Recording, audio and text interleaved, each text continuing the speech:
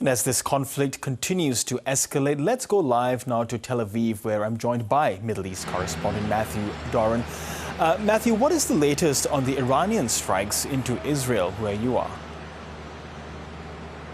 Girish, good evening to you. A couple of hours ago, around 8:30 local time here in the morning, was another red alert message from the Israeli authorities that a series of Iranian missiles were detected coming towards the country, sending millions of people across Israel into their shelters. We did hear some explosions from interception missiles that were being fired at them as part of Israel's Iron Dome air defences. However, it is clear that some missiles did manage to make it through those defence systems, and indeed one of them has hit a site in northern Tel Aviv, or just north of Tel Aviv. Now, the local authorities are being quite careful and very protective of that site, ushering away media, including ourselves, a short time ago when we tried to get as close as we could to that site. There was still a fire burning as a building there had been hit, and we have also seen photos shared by news agencies and also on social media of a number of buses that were parked there having been hit by this missile. It sent debris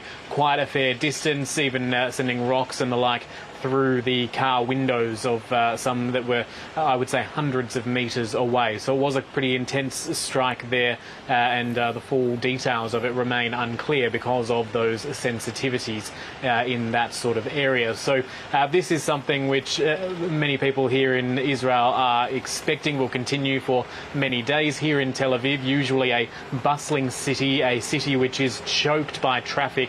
Anyone who's ever driven through this city can tell you just how difficult it can be to get from A to B. The roads at the moment are very, very quiet indeed. There is almost no one out and about in cafes, on the beaches. Many people sheltering at home, making sure they are close to those shelters if they receive those warnings to seek cover, or indeed potentially even leaving Tel Aviv as well and going into other parts of the country which they see may well be safer. But even when those Iranian missile barrages are launched at Israel, quite often it is the entire country which is sent these warning notices and told to shelter for a period of time while that barrage comes in.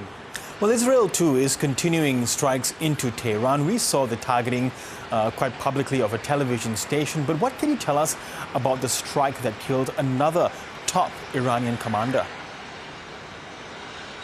Well, this is something that the IDF is taking great heed from. They are saying that this is another instance of the IDF being able to target senior members of Iran's military capacity. This is the man who was the wartime chief of staff. Effectively, he had taken control of the military because his predecessors and other senior members of the Iranian military had been killed in recent days in other Israeli airstrikes. So the IDF, a military official, has said that this is a successful operation by the Israeli military, and it should serve as a warning to anyone else still working within the Iranian military that they too are a target and will continue to be so throughout the course of this campaign, however long that indeed takes. The Israeli military still saying it is prepared to continue striking targets across Tehran for many days now, and we are still hearing of some of those missions underway. We are seeing these targets not only of military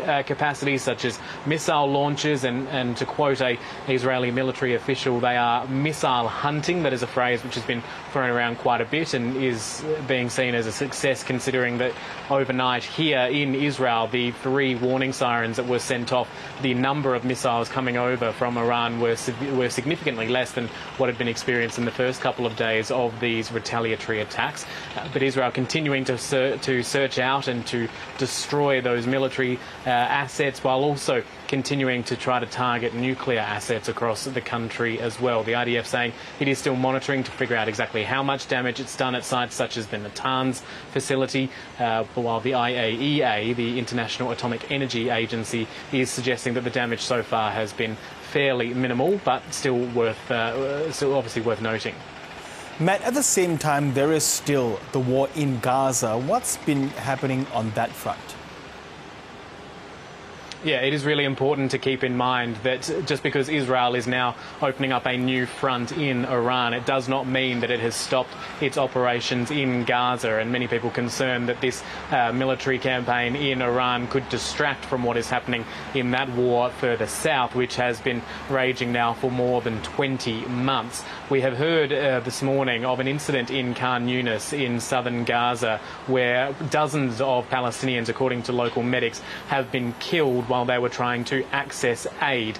Now, this is a very significant and very serious situation, considering how we've seen aid convoys, aid sites, people trying to get into those sites hit with shelling and shooting, allegedly by the IDF over the course of the last couple of weeks since that new private aid distribution model was established and started to hand out those supplies. Interestingly, with this, and most importantly with this attack which has happened in Khan Yunis, we do need to point out that the IDF says it is reviewing this incident. It has not rejected or denied that it was in the area, operating in the area, and it has also said while it is reviewing that incident, it regrets any harm that has been caused to the Palestinian community.